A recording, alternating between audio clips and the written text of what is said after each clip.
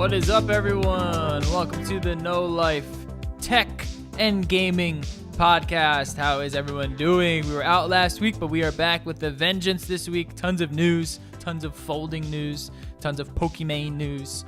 Let's get up into this. What is up, homies? How have you guys been? Been doing all right.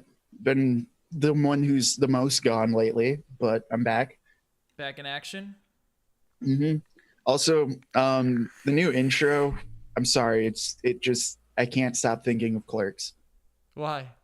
It's just it just sounds, at least coming through your headphones to me or whatever, sounds like the Clerks intro of just like, would you fuck me? I'd fuck me. Like, that's all I can think of with that. It sounds like Future Cop. Yeah. Yeah, like Goodbye Horses. Yeah. Exactly. You guys still playing Apex? Everyone's still playing Apex. I have not had a chance in a couple days to play it. Just been busy with D&D and then Tetris 99. Oh, I haven't played that yet. I'm not good at Tetris. Yeah. And I say that because I don't know how to T-spin. I don't do any of the advanced moves. I just play the game. Right. I frequently finish top 2. Really? I just haven't been able to get the wins.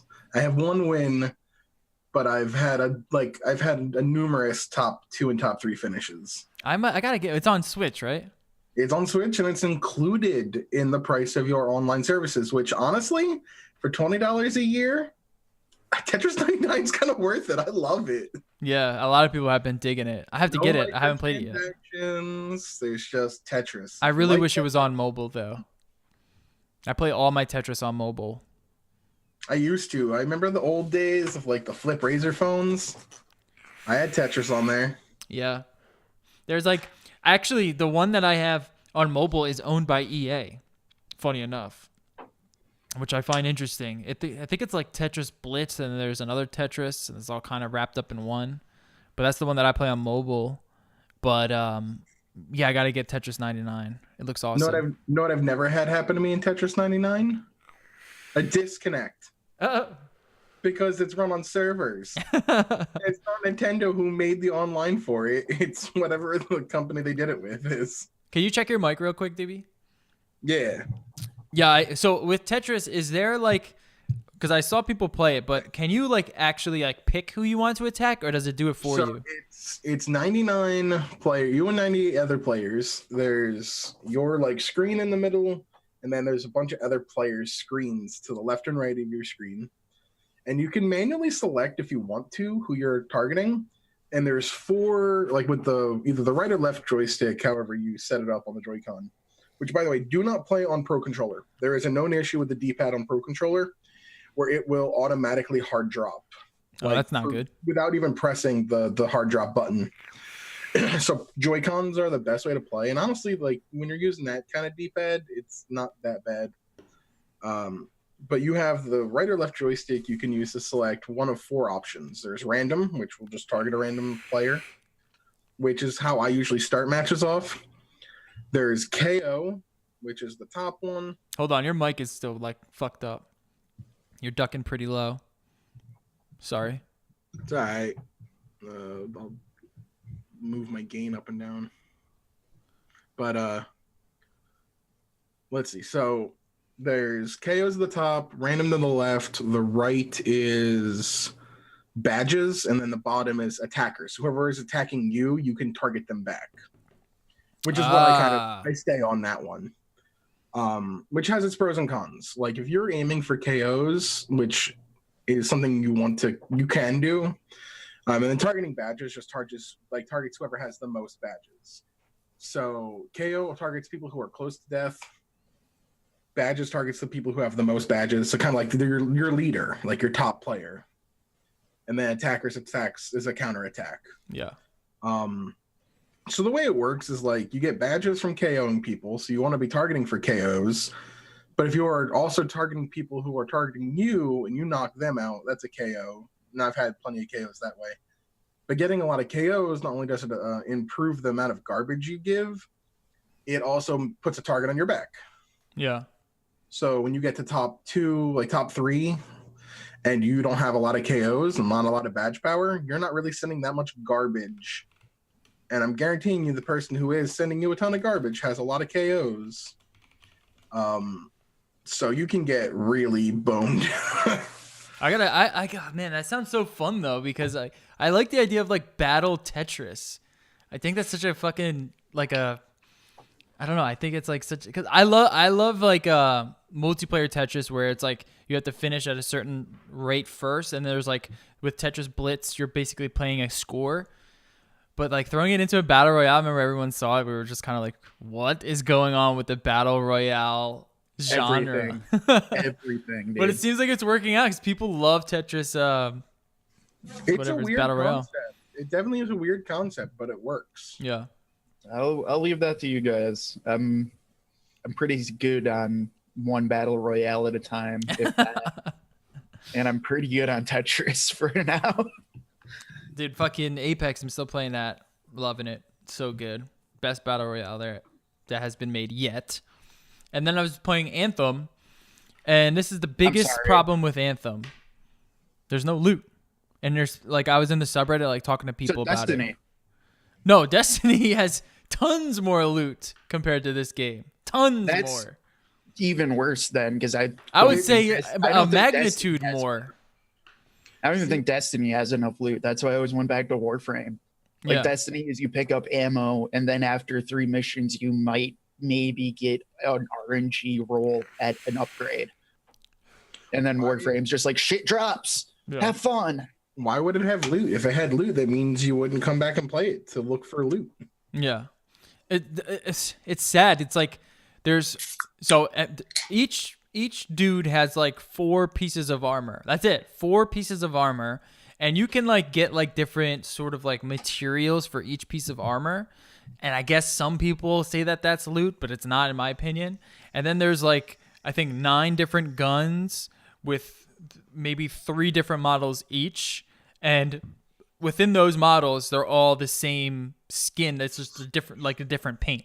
So basically you can get a legendary or a masterwork weapon, and it'll be the exact look the exact same way as like a common weapon, just with a cooler paint job on it. It's fucking atrocious, and it sucks because the gameplay is so fun. It's actually really, really fun. But like the flying is it's actually a really fun game, but everything else surrounding it is just not done well. There's the loading screens people have memed about, are crying about. They're not. To me, it pales in comparison to the amount of loot. Like I wanted to play this game because I wanted to fly around an open world, shoot aliens, and get cool loot and look cooler than the guy that's underneath me. And at this rate, it's just really not what that game is. It's really just sort of like a multiplayer conquest, fetch a item sort of game where you can have a slight variance in how you look, and basically you're only using the 2 skills that you first get because you just want to, they're all overpowered. So you get a storm, you get one ability that does like an immense amount of damage, and then you just keep stacking that. So there's like not even a variance in the moves and stuff. And it's just super disappointing. It's super disappointing. So question about Anthem. I have a friend who, I don't know if they're just ignorant. I don't say ignorant, but if they're just like kind of like they're in love with the game, so they ignore the problems. But like they've said, and I'm reading like what they wrote like in our other Discord. Launch has been smooth. Story's been very interesting. Combat's really fun. More wildlife roaming the open world compared to the demo. Can't speak to the lack of content, but there's no story incoherency. Right. I have heard that it has a good story because it is BioWare. I mean, it's BioWare. I know that's one of their pillars. They always say like, "Oh, one of our pillars is story." No, the story's stupid. The story sucks. I've heard mixed things. I've heard it, but I have heard it's really deep just because BioWare. Mm-hmm. But from watching it on many streams and like playthroughs, it's like I still don't really get it at all. Yeah. And I think playing it, maybe I'd get it a little better, but it does seem odd that it's like, so the plot is you are freelance heroes, but no one respects you, but you have to go save the world from ancient alien evils. But again, Sounds no like one Destiny. respects you. Sounds like Destiny. Sounds like every other epic fucking Mass Effect, all of that shit. And then But apparently they're coming out with like more story stuff like after the game released, and it's like no DLC or season pass required. Just I don't know. ongoing progressive story. I'm like, so they didn't release the full game? Probably. yeah, no, for I mean, sure. it's a That's, game, that's the way with all of these. It's Yeah. the games as a service. Yeah. Yeah. But like the thing that killed me the most was most of the like the game for what it is, it does look good when you can crank everything. I still hate the settings. Like that's part of what killed me is like a lot of the settings were like weird. It's just brown. Half of the maps are just brown. Like everywhere you look is like here's ancient stairs with an ancient temple in the background, but everything's brown and like a couple of trees. Wait for Anthem. I'm looking Yeah. at these screenshots. It's like some of the maps and stuff like that.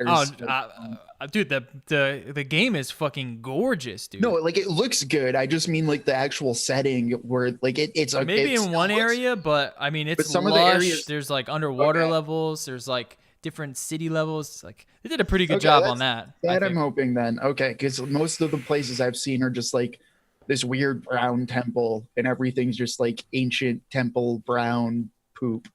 No. That is one thing I will say about this game is that it's fucking beautiful. But it's it was made that way. It's made to look good. It doesn't run nearly as smooth as like a Battlefield. It definitely a little bit like takes a lot more to push it. But if you can, I mean, it looks really nice. It's just the biggest disappointment is the loot, because that's kind of what keeps you playing. The story doesn't grab you as much. It's there's nice voice acting and stuff, but it's kind of like it's not engaging in any way. The mechanics looked better for multiplayer though, compared to like Destiny or Warframe. I did notice that. Like it seemed to It's try to basically encourage- all multiplayer. Right. But I think they did a better job at that. Like it does seem more, at least watching it, it seemed more like it encouraged team play a lot better than especially say like Warframe. Warframe is literally, and I love Warframe, but it's literally just go steamroll everything. It doesn't matter if you're alone or you have 4 people, just go steamroll everything. See, that's where I'm gonna have to disagree again, because the way that they do it is like if you want to watch cutscenes, then you can watch them, but you're going to get people who you match up with unless you're playing with someone that you know, and like you tell that person, hey, we're going to watch this cutscene and then jump into it. Other than that, you're going to get people who are maybe a level or 2 higher than you. They skip all the cutscenes and they just fucking destroy everything. And then it won't even like allow you to catch up to them. It'll just load you in next to them. So you're missing out on like 3 battles. Like it's so dumb how they did That's that pretty aspect dumb, of yeah. it. Because I just meant that for like when you're actually doing boss fights and stuff at appropriate levels. Yeah, that's when it's fun. Like when you're fighting and then there's a combo system, so someone can throw like an ice down and then you can combo them.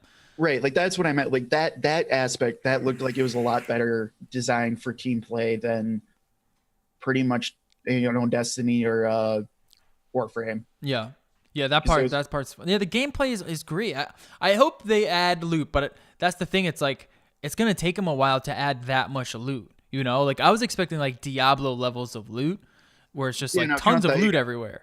You gotta play Warframe for that. Yeah, Warframe's the only game that does loot like that, and that's why I play it the most. I was even expecting like Destiny levels of loot, but they don't even have that. Like it's sad the amount of loot. There's so much to criticize with the game, and there's so much potential there. That's the worst part about it. That's why everyone's so disappointed in it. If you go on the subreddit, it's just people just like there's people that are trying to justify their purchase of it and saying how much they love playing it, but they're in that honeymoon phase. And then the other half is just people like, where's the fucking loot? There's this 2 missions in the middle of the story where you have to basically just check off these lists. So it would be like, open up 3 chests, fly around for this much time. And it's just like, this is your mission design, like in the middle of you're getting into the story and stuff, you're gonna give us these fucking tomb things, and then you get into the tomb and there's no cutscene, there's no cool battle that you have to do.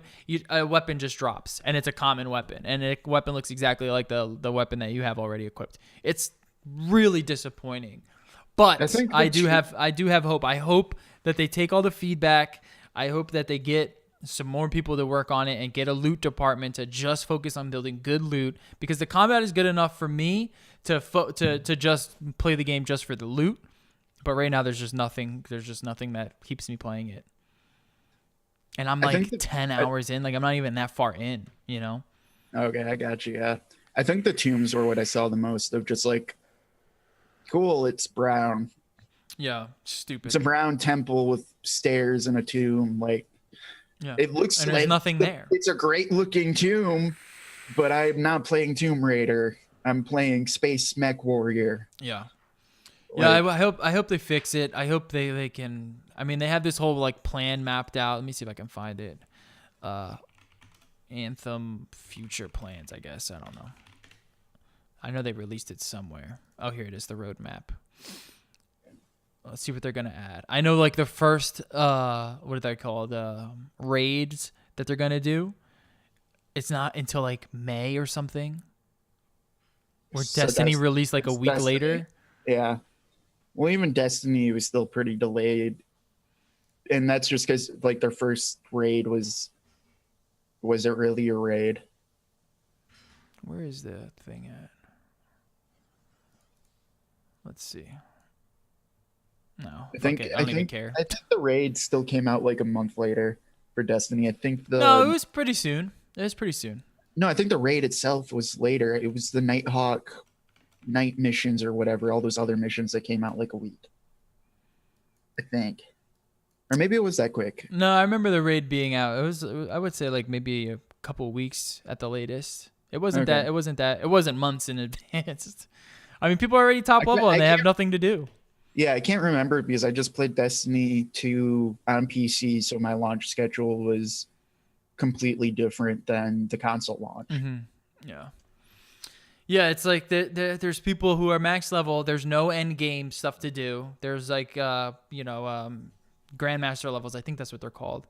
And that's it. And once you beat them, then you're just waiting for raids, and the raid's not going to even be out. So it's like, there's just not much there. And it's I think it's going to be the final nail in the coffin for BioWare. It's not the same company that we all knew and loved. It's just not. I don't know what happened to them. I mean, after Mass Effect, you think that this would be their saving grace. This is so hyped up.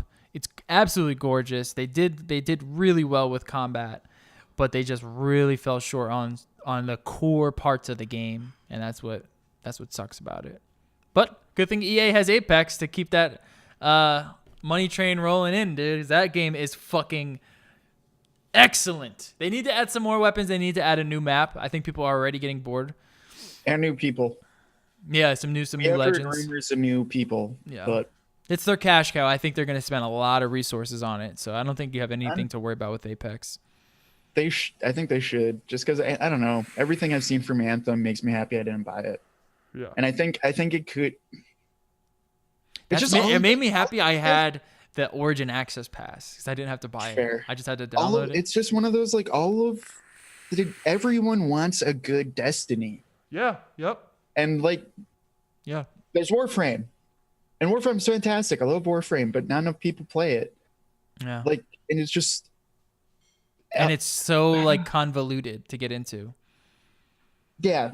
It's especially, I mean. If I were to tell someone to just start playing getting way Warframe, they better. would play for 10 minutes and be like, what the fuck is this game? Yeah. How do I even get started? It has gotten a lot better, but for a long time there, Warframe was definitely a game you have on one screen and you have the wiki on the other. Yeah. Or else you're never making it through. Yeah. But But it is like- great. It's just. I do get I want a good Destiny, I want like 2-year in original Destiny, and no one seems to be able to just make a game like that. Yeah. Yeah, we're still waiting for it. Anthem is definitely not it. It could be. It really Or could be. at least at launch.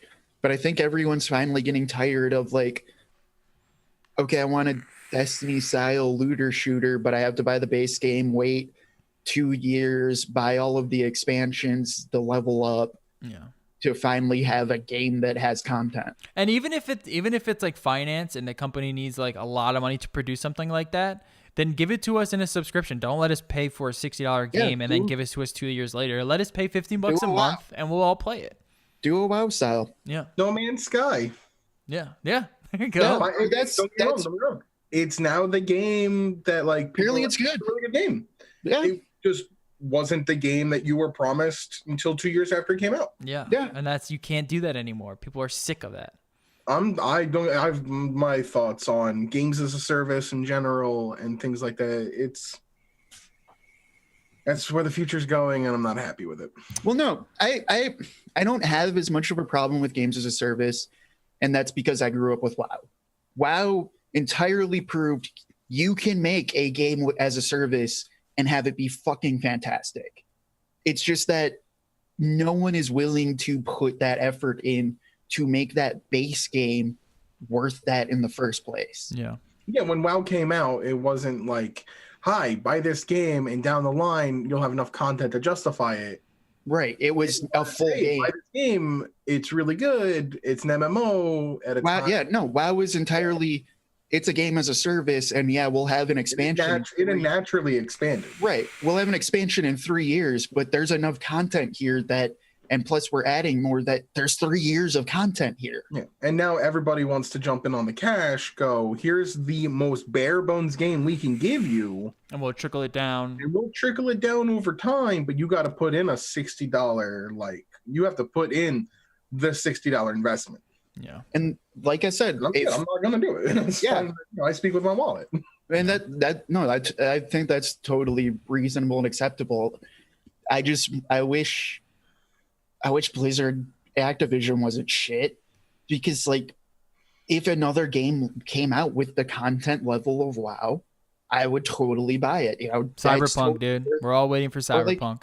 Cyberpunk, like even if that was an MMO type thing or like a looter shooter, but if it has enough content to be worth a base game price, hell yeah, let's go. Yeah. I mean, I understand where I come from. I'm a very heavy single player story based, like story driven game. I like those games. So I know that those games as a service, with a lot of loot grinding, playing with other people, it's not really my style. That's why Anthem could have been that's why it has so much potential, because it is meant to be played either solo or with people. Like they developed it for people, but you could play solo. They came out and said when they did that, they're like, listen, you can play it solo, but you're not going to get the level of enjoyment that you would playing with others. Yeah. I mean, I don't know how much that is also to say, the hope that Fallout 76 becomes good at some point. Yeah. We're just all waiting for Cyberpunk at this point. I mean, I just want Cyberpunk, dude. It's not going to, but I could see that doing a No Man's Sky. You're really holding on hope for Fallout. So that's 76. Well, no, it has base elements that are okay. It's just everything else is shit. Can they fix it? It's totally fixable. But didn't they ban the guy? But are they going to? Probably not. Didn't they ban the guy who played 900 hours because they thought he was cheating? Because nobody should have this much stuff except for somebody who plays 900 hours of Fallout. That poor guy. They did, but they unbanned him. Well, that was a robot ban of like, because it is. They're probably like, why would anyone play this game for 900 hours? Ban. The robot was like, this just doesn't make any sense in my computes. All right, moving on to news. Because I think he literally had like 300,000 pieces of ammo that he just dropped on the ground to trade to his second account. Oh, and the computer was just like, what? Yeah, like it's just like someone dropping that much ammo is literally like, what the? Are you glitching? It's just a red flag. It's a red flag in the system. Exactly. All right, moving on to gaming news. Pokemon has been announced. I don't care. Pokemon Shield and Sword. Will I get back into Pokemon? Probably not, but if I buy a Switch, I'll get back into Pokemon. It looks good. I mean, I like what they're doing. If I play this trailer in the corner, you think they'll fucking ban me? Yeah. Oh yeah, they will. They have been extremely notorious today. Okay, I'll just keep. I mean, it's Nintendo. No, it's not. It's not even Nintendo. Nintendo eased up the restrictions. It's the Pokemon Company. Pokemon. And the thing is Game like Freak. you can understand if they like demonetize things, but no, they're straight up blocking videos in countries that show any footage of the thing. So you might be able to show stills, but Yeah, I'm gonna show stills from the trailer. I won't play the trailer. But I mean, I don't know if I'll like it, to be honest. And that's mostly this is the Pokemon problem for me.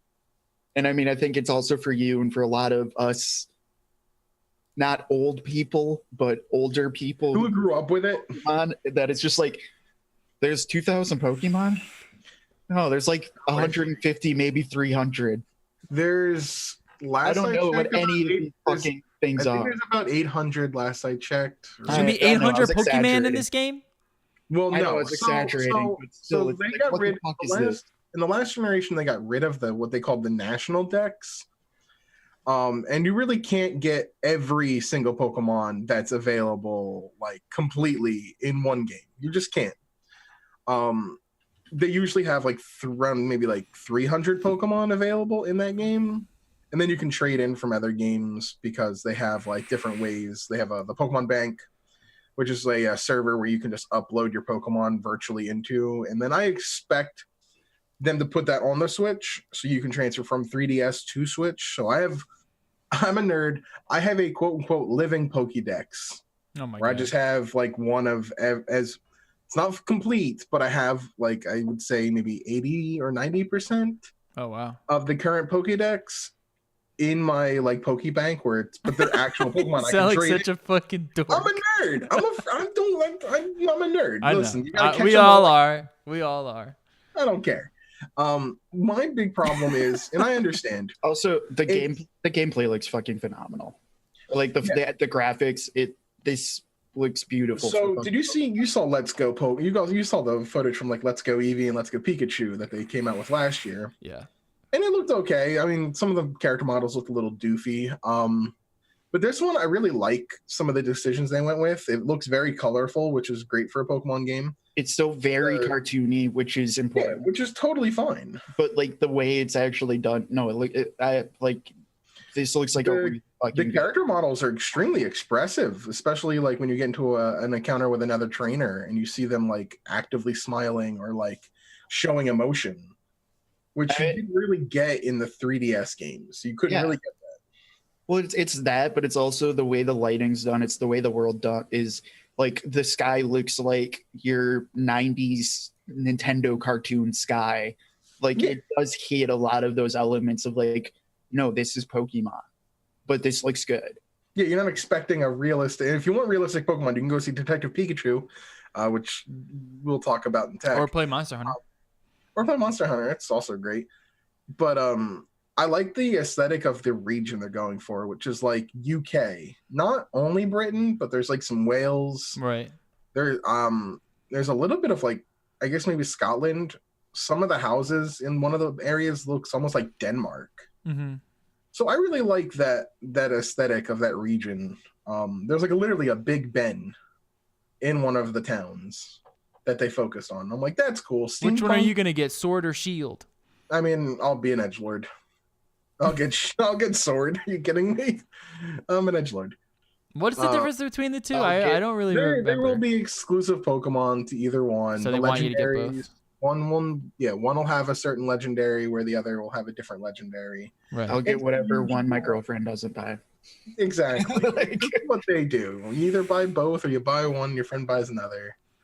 They maximize their sales that way. All right. So do we know how many Pokemon are in this game? They have not. They better be 150. Well, no, so in recent years, in recent generations, they've added less and less new Pokemon. Oh man! So I expect anywhere between. Even okay with that. I would say I would expect anywhere between 60 to 80 new Pokemon. On top of the original 150? On top of the current 796 or whatever the Pokedex. Oh, okay. So there's fucking hundreds. Yeah, what I was gonna say is but the game itself there's still 500 new ones. But you won't be able to catch all 800 and whatever in the game itself. Oh, what do you mean? Catch 300 of them. Almost every one's still gonna be new to me, so I'm okay with it. Wait, you can't catch all of the Pokemon? you won't be able to catch literally every Pokemon. No, you have to go to like different regions. Like most of them are region. So let's see what the current Pokedex is. Oh, like I'll have to be in China to get the China Pokemon? No, but like you'll have to be like there's specific Pokemon that are only in like the original games, and that can't Oh. some that are only in that this region silver will have gold. all 150. For some reason, maybe this game does. You just won't be able to catch those Pokemon. However, the way that they did Pokebank on the 3DS is if you had the virtual console versions of Red and Blue, so Generation 1, the original 150, like 150 or 151, you could import them into that cloud server, like that cloud storage. And you could move them between games. So you're able to collect all of your Pokemon in there. And I expect them to have that app specifically on the Switch as well. So you can import all of your Pokemon into this game. So you can still have the Pokemon that you weren't able to catch in this game. Plus they do giveaways. They do things called like mystery gifts where it's like just right off the Wi-Fi you download and you get a Pokemon. My favorite thing about Pokemon is catching the Pokemon I don't even know. Because I don't really know. I don't really know any of them. Our current Pokedex is as of the last game that came out, which was Sun and Moon, Ultra Sun, Ultra Moon, has 807. Then they added Meltan and Melmetal, which were the Pokemon that were specific to Pokemon Go. Nice. Which you will probably be able to move from. And that's the thing is you can move Pokemon from Pokemon Go into Pokemon Let's Go. But you can't play with them, right? You can play with them. Oh, you'll be able to play with those Pokemon in this game? Those are limited to the 150, but I'm pretty certain if they have the Pokebank, I know it gets very confusing. With the Pokebank, I would not be surprised if you can move Pokemon from Let's Go into that, and then from there into the new game. And then actually play with them in the new game. Probably. Ooh. And I totally, and so right now, as far as I'm concerned, there is 809 total Pokemon entries in the Pokedex.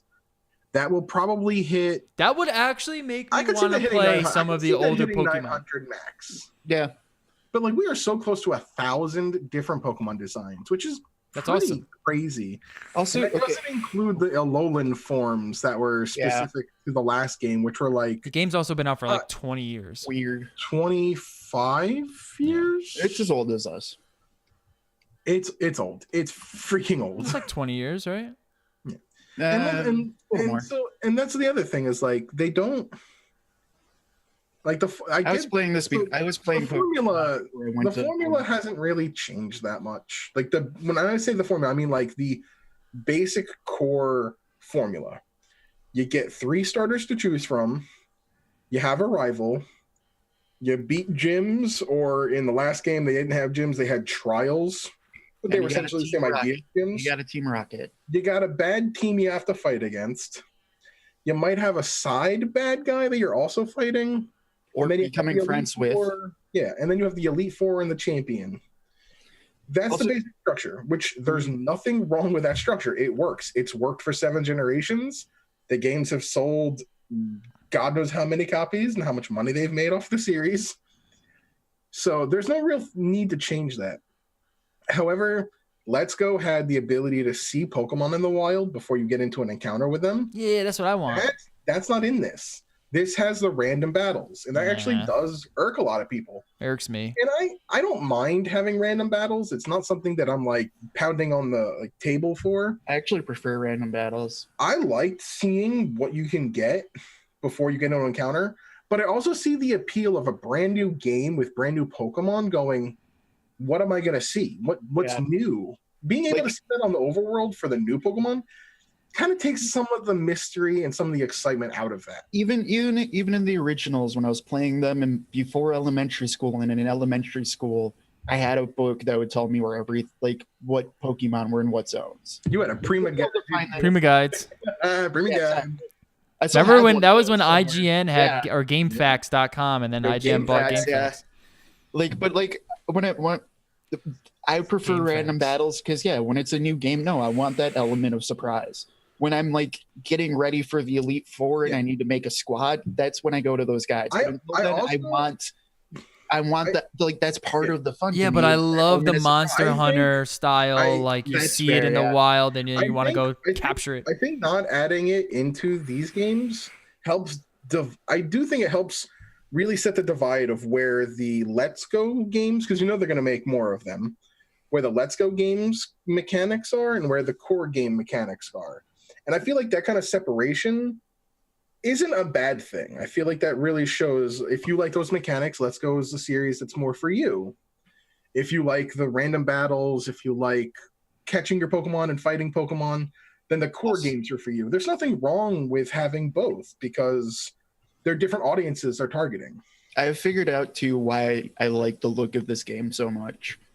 It's Pokemon Stadium on steroids. Yes, there's even a stadium in the trailer, and I'm Yeah. excited to see what that's about. Like this game is like everything that you'd want from like a modern looking Pokemon Stadium, and I absolutely love that. Yeah, and I mean there are some games where like I Can would you like to catch see the Pokemon and use it in Smash? No, Probably not, Then but I don't that'd be care. cool. And I don't want to play it then. Dude, honestly, this How awesome would that be, dude? I think it's mostly because of the graphic style and like the way the game looks, but like this is probably the first Pokemon that I've thought I actually want since probably the second gen. See, that was me with Gen 6, so X and Y. The first one's on the 3DS. And I will say this. I played Gen 4. I really liked Gen 4 a lot. And then Gen 5, which was Black and White, came out, and I dropped. I was like, yeah, I'm done. I don't like any of these designs. I don't like the art style. I don't like the setting. I was like, I'm done with Pokemon. And then they announced X and Y on the 3DS, and I was like, I'm back in Pokemon. Let's go. I love this. Like I haven't cared in a long time just because I can't keep up with it. But like this is hitting like it's just because of the graphic style. This is hitting every nostalgia bell I want. That it's like, yeah, I want this. No, I totally want to play this. So each system, I will go and buy a Switch for this. Each system since Gen 4, which was DS, each system has had 2 generations on it. So the DS had generations 4 and 5. The 3DS had generation 6 and 7, and now this is generation 8. If you look back on it, the generation that's the first one on the console is usually the safer game. It's usually the one that plays it the closest to the vest, that doesn't really take a ton of chances. Like Diamond, Pearl, and Platinum didn't really do a lot of different like changes. It was kind of very straightforward Pokemon. And then Gen 5 had a very deep story. It had a lot of changes to the designs, for good or for worse. There was a lot of different mechanic changes as well. I believe that was the generation that stopped having TMs be a one-use, and then they became multi-use items.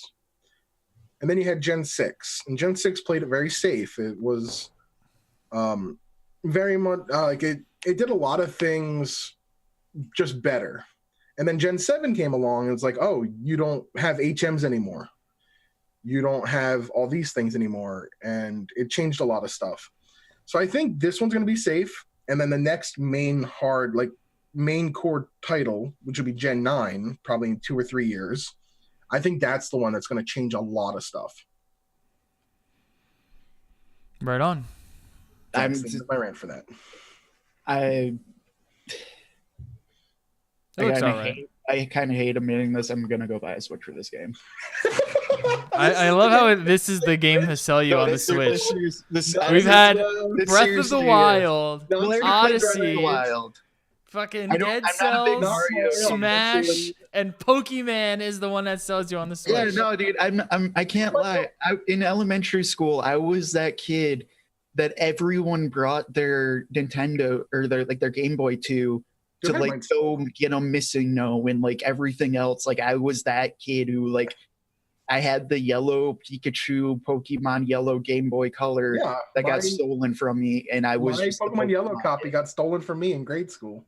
Yeah, that was the only one I got that stolen in preschool, dude. Oh wow! Someone literally jacked that shit, and I'm still pissed off about it. 3rd grade, I had a copy of Yellow with Mew on it because I got my parents to take me to the King of Prussia Mall to get Mew in like 98. I remember that. Yeah, Like, the holographic Mew. It's It's probably- and then that shit got stolen. Yep. They didn't take my Game Boy. They only took the game. No, they took my whole Game Boy and the game. That sucks. Yeah, it was one of the Pikachu yellow, like with Pikachu on it and everything. I remember those. Dude, very I well. remember when I was young, was I super stole my big. cousin's Pokemon cards, and still to this day, we haven't connected.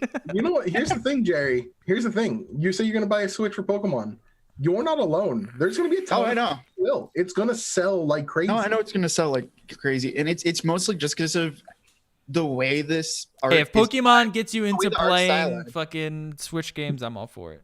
No, I'll go buy a Switch. I'm probably gonna go buy a Switch tomorrow. Do it, and then Like, play Breath of the Wild. We'll see if I actually do, but no, I played Breath of the Wild. You played it on Yeah. the Wii U, didn't you? Yeah, Actually, it doesn't probably count. better- it was better on the Wii It U was the than it is better- on the Switch. No. It was the better console to play. It was. It was definitely the better console to play. Yeah, no, we still have a Wii U with Breath of the Wild. I've beaten Breath of the Wild multiple times. I was Actually, never a huge Mario kid. I was the Pokemon kid. But definitely, you mean there's Definitely you get got Mario Odyssey, too, though. You got Octopath. There's so many good games at this point. Like I can say, it's worth buying a Switch for at this point. Well, no, it's also Just get Smash. Smash is I it's still play it Smash. every day. I would get Smash. It's honestly what I'm gonna do is I'm probably gonna buy it for Smash, and I'll buy Wargroove on it.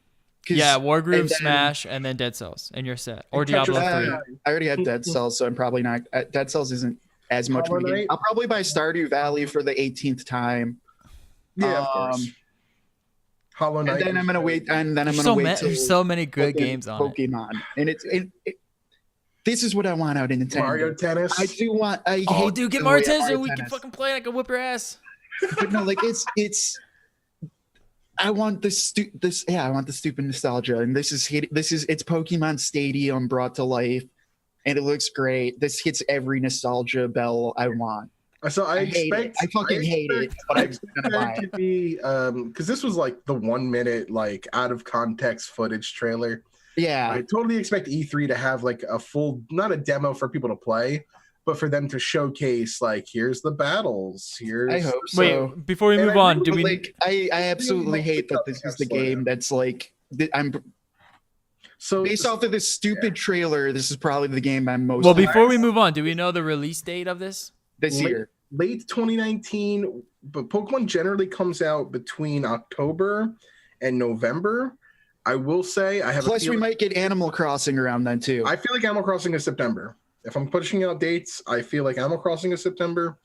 This game kind of screams with late 2019. I think this is the game that comes out like right before. And remember, It said Christmas fall, but it could be Black Christmas. Friday. Black Friday is very like Thanksgiving and Black Friday are very late in November this year. I Yeah, have a feeling that this comes out the week before Black Friday. it says. Yeah, I can see that. It says That fall. would be a huge. I mean, okay, Black the Friday. way this Pokemon looks, this looks fantastic for Pokemon. You have Animal Crossing coming out. Super Smash yeah. is already out and is fucking amazing. This is Switch's year for actually There's me. Switch has been on there's- fire, man. You know, it's So, like yeah, this is what I mean by that though is like this is finally they're finally getting to that point where I can be like, no, You you can justify now, it.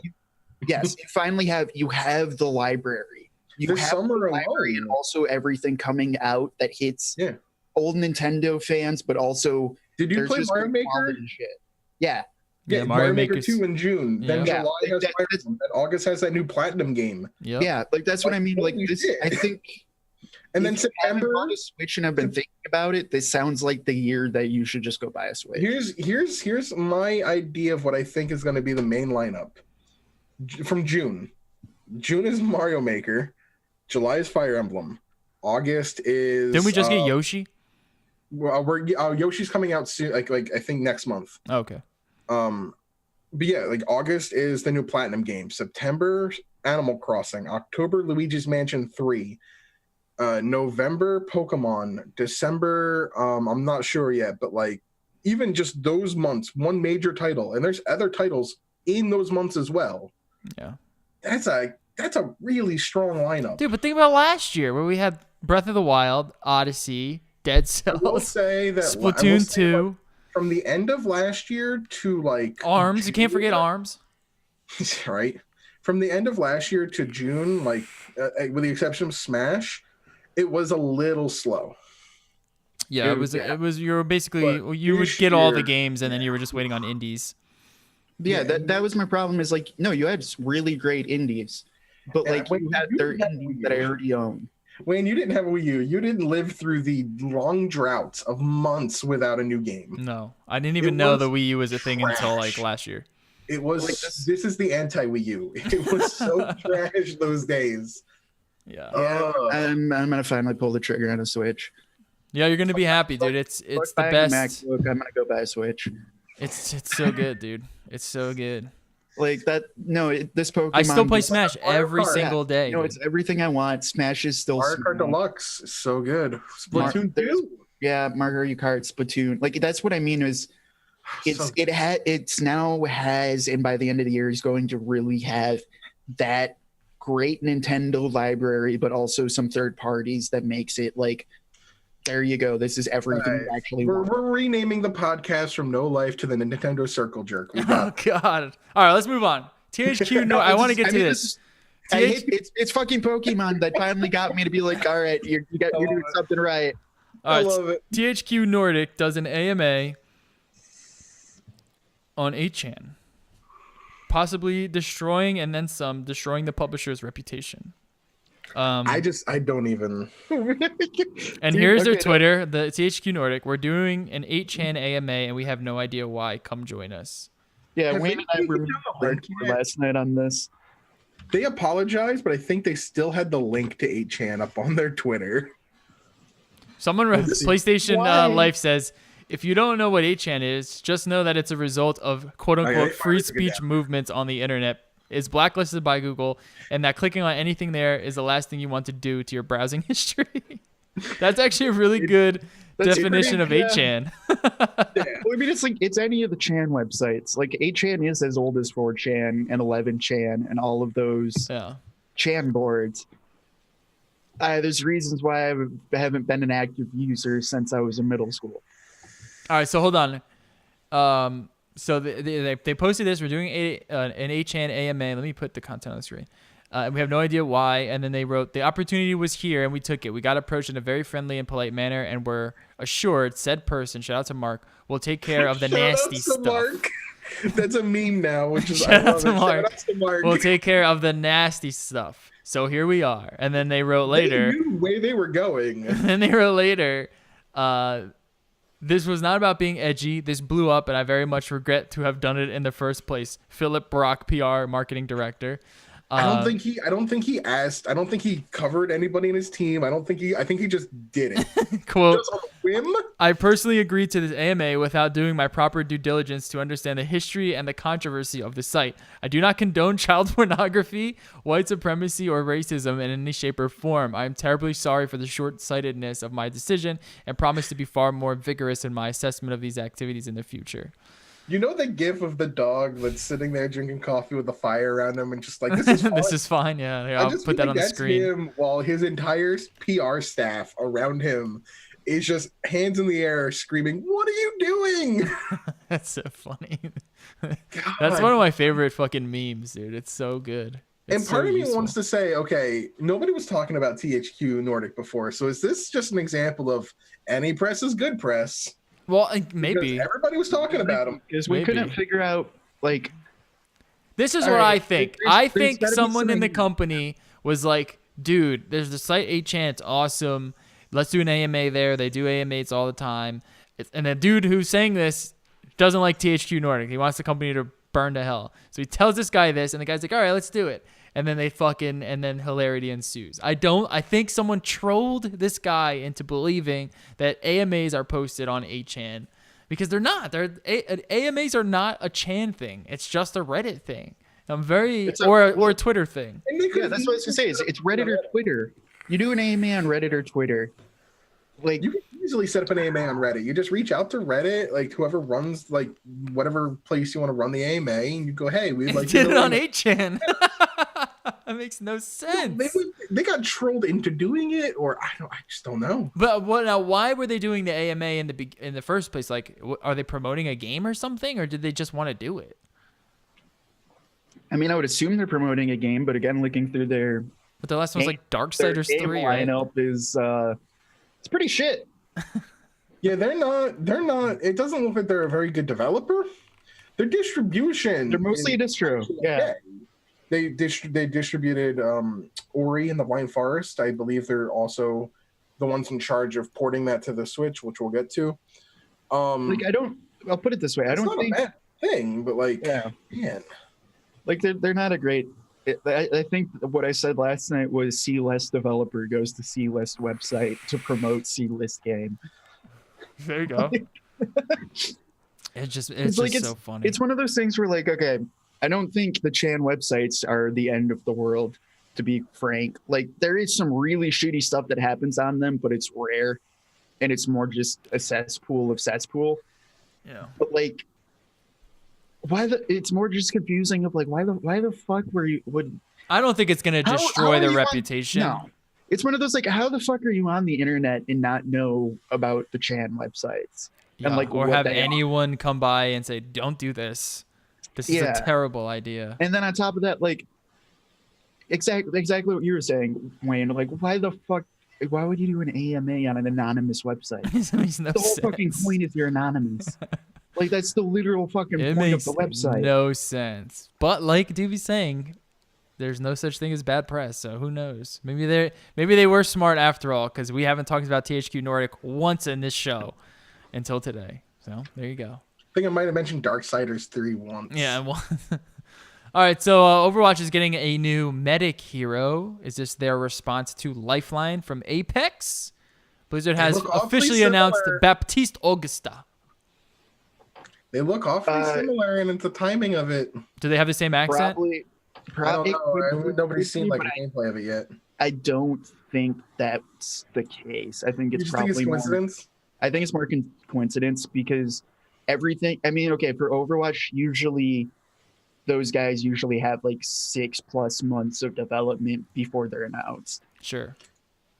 And don't get me wrong, Overwatch is a game that was in kind of in need of a second healer. And no, I'm not saying Anna's not a healer, but Anna's not that like like a Mercy type, like another Mercy style hero.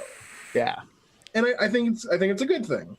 It just seems just really coincidental that like it does, but okay, especially since they're like the same sort of race and nationality. Yeah, I could see that, but at the same time, I still think it's more of a coincidence because it's what Blizzard still does better than anyone is art and videos. And they released Baptiste with a full video, like a minute and a half. Last I knew, those videos literally take over a year to make. Well, this one is just like drawings. No, even the drawing ones. Like they take that, like Blizzard seriously spends that much time putting them together. Oh, really? Yeah.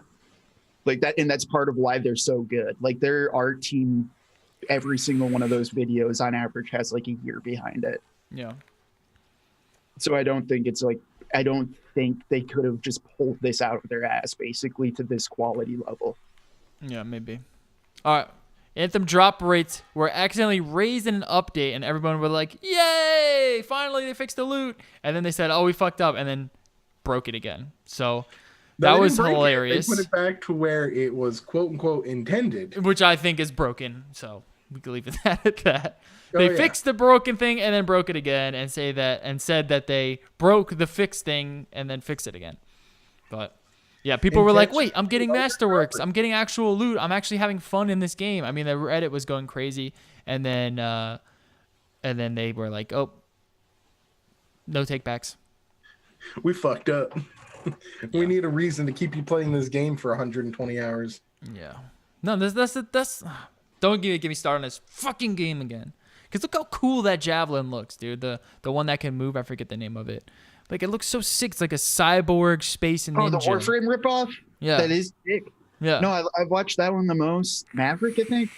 Yeah, I think so. Like, it is really cool, but I also, watching it, it's just like, wow, I want to play Warframe, because this character is basically just Warframe Melee. Yeah.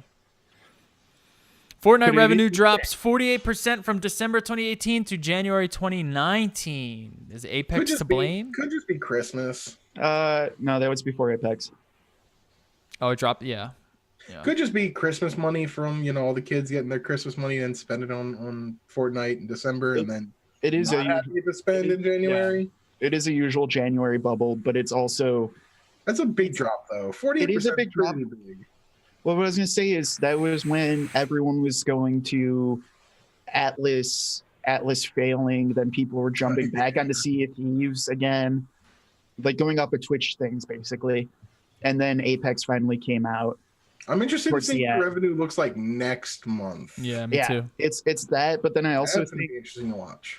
it's one of those. Apex is objectively better in every way compared to Fortnite. And I think- actually have I an think article Apex is coming gonna out on the hit. website soon. Yeah, Like, how's the Twitch viewership right now? Let's see. no, I think Apex is hitting it, but it's also Fortnite's. It's neck and neck. Yeah, Fortnite's currently on top with 142,000. Apex is right there with 138. Yeah. what I was gonna say That's is a 4,000 viewer difference, which is not that much. It all depends on who's playing it at the time too. So it could Mhm. change in like an hour. League is there right behind it at 104, which it's League. It's always going to be top 3. Yeah. for now, yeah. But what I was gonna say is I think if Fortnite's hitting that, congratulations, you're a year old now. Like that's what I think a big part of it is too, where it's like everyone's already probably who plays money and spends money on this game has probably already spent $1,000 on this game and is now finally looking at it like, oh, Yeah. What did I do with my fucking life? yeah. I have yet to spend any money in Apex, and I refuse to. Same. Resident Evil 0, 1, and 4 will arrive wanna on the get money. Switch eShop 21st of May. Yo, are That's you ready to buy Resident Evil 4 again? No, Probably. I won't I've buy it won again. on so many things. It's such a good game, though. It really is a good game. It is pretty good. But are you ready to buy Resident Evil 0? I mean, we'll see. RE0 and RE1 remakes were not bad. I would probably buy 4 though, just because I have the most memories with 4. Yeah, I would definitely rebuy 4 again. It's I might just rebuy such- 1. The one I haven't remake played is 1 pretty in a good. long time. It's Fuck hard you to guys. compare- Shut up. Let's keep going on. I don't need to buy a Switch. It's hard to compare those. Dude, just buy one. You will not to regret RE2 it. remake. You will RE2 not remake, regret it. man. I know. I If just you gotta buy a start looking MacBook, you will regret it. I can guarantee you that. I know, but not a dude. Switch. Every laptop, I will make it 1 year and just be like, I want a new laptop. Yeah. With the Switch, you probably will spend more money though, because there's But so many good games on it. I know, but I'll spend more money with any tech product. You've seen my tech layer of every 6 9 months. keyboards on your desk. Yeah, every 6 months, I'm just like, oh yeah, I have a big paycheck again. What am I gonna buy this time? It's just another screen, and you just put it on top of one. I stopped doing that. Dude, no, okay, that extra screen, I still have. So technically, on my desk at all times, I have 3 screens. Can you show your And desk? Not right now Okay. because it's a mess. But it's like I have 3 screens. Just show of the mess, 3 are dude. good. I want to show everyone Then I also the have layer. I have 2 extra screens that are in rotation mode. Are you Because that tripping? other extra desktop that I have here is my server, and sometimes that's on my desk, and sometimes that's over there next to the TV. So now both of those extra screens are next to my TV with the server. Wait, over Doobie, there. did you That see gets that dropped picture in he hot. sent? Let me see. It's On top not of the 2 laptop, monitors. It's 5. He has 5 Are they all monitors in front of going? him. Yes. What do you need? And He I has wanted 5 laptop and I need monitors. Another one. I'm gonna show this image on the I see screen. it. I see it. Oh my god. Do you mind if I show this image on the screen? There's Yeah, 3 bro. keyboards here. All right. So to the show listeners and viewers, this is I mean, I this have is a problem, Jerry's okay? desk. Okay, hon, you do have 1 screen for hockey. That's fine. 1 screen for hockey, 1 screen just for Reddit on his lap. How the Red Wings doing? He's got an iPad up Damn. with Evernote on Fire it. attention He's to got it. a screen. It looks like it's playing some sort of cartoon, and then No, his that Discord screen. That's the server screen for Okay. the running Linux. But that's back over there next to the big 50-inch TV There's now. 3 keyboards on the desk, and not including the one that is on his I lap mean, on his to be laptop. fair, I like those switches. Those are good. Yeah, that's Those keycaps nice are keycaps beautiful. too. Yeah, he's got his I do too. batteries that are in the desk on top of a pile of. It looks like Right pens. Pens and then also just hard drives. And in the middle right here, you can see is my product that you can go buy Sure, over cool. at liquidbarn.com if you are There's a still vapor. also extra computers and multiple Raspberry Pis. Oh, How large? God. How large is this image? I just opened up in my browser and it actually it was like 97 where it's loading like line by line. My God. Yeah, That's Jerry's his lair. Jerry, you were a madman. Oh, and then there's usually sometimes I don't even know how my you use kitchen that table- mouse that's right in the middle. There's no room to use My it. kitchen Very table carefully.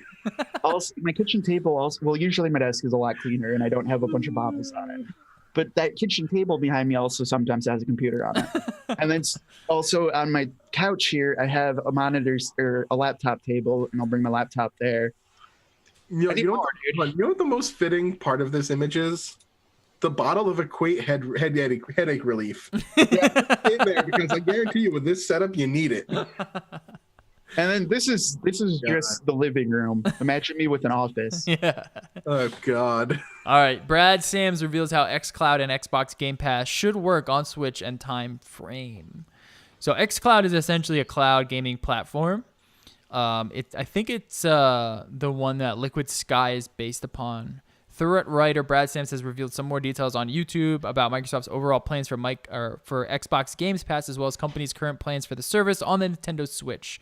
Microsoft wants Xbox Game Pass on devices that can support it, including smart TVs, the Nintendo Switch. xCloud won't be available in public preview until the second half of 2019, and he says Xbox Game Pass is looking like it will launch on the Nintendo Switch in early 2020. Quote, any device that has Wi-Fi or internet connection connect to xCloud. xCloud isn't going to launch in public preview until the second half of 2019. Game Pass games aren't available on Switch will use streaming technology via xCloud to work.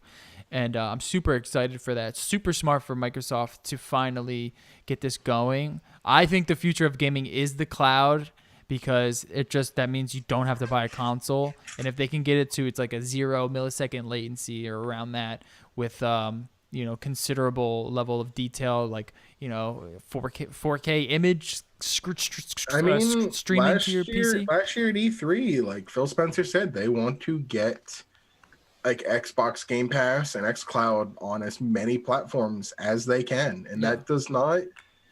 That will be huge. Just Microsoft. Master Chief Collection on the Switch. Ooh. Who knows? That could be a thing.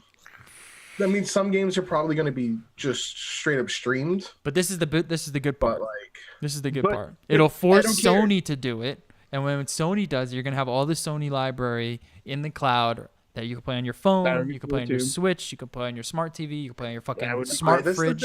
But no, the big thing I really want out of this: take over Nintendo's online service. Yeah. God, I wish. Yeah, I wish. I'll play everything through Xbox Game Pass if I get the Xbox servers. Yeah, and Microsoft kind of realizes like that, and these companies don't make that much money on hardware sales. A lot of times they lose money on hardware sales. Yeah. It's software that sells.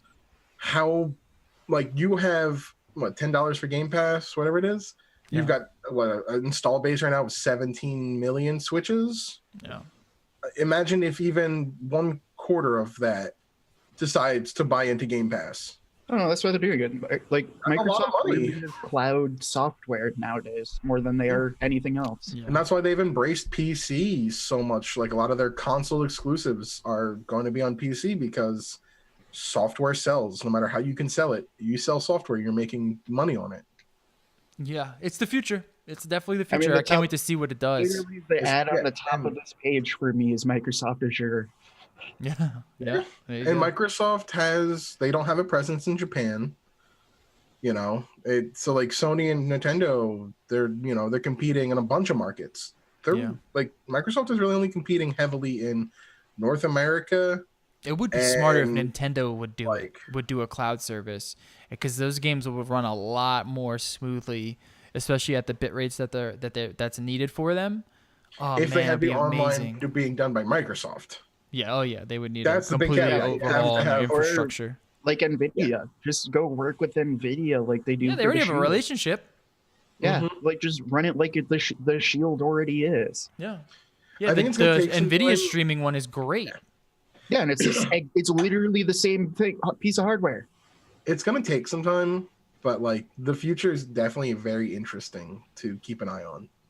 I mean, yeah, like that's very wise words. You know what I mean. I mean, Google Project Cloud, the stuff Microsoft's been working on, the stuff the French companies have been working on, all of the streaming stuff's coming together a lot faster. Google's been talking about getting into the hardware market for gaming too.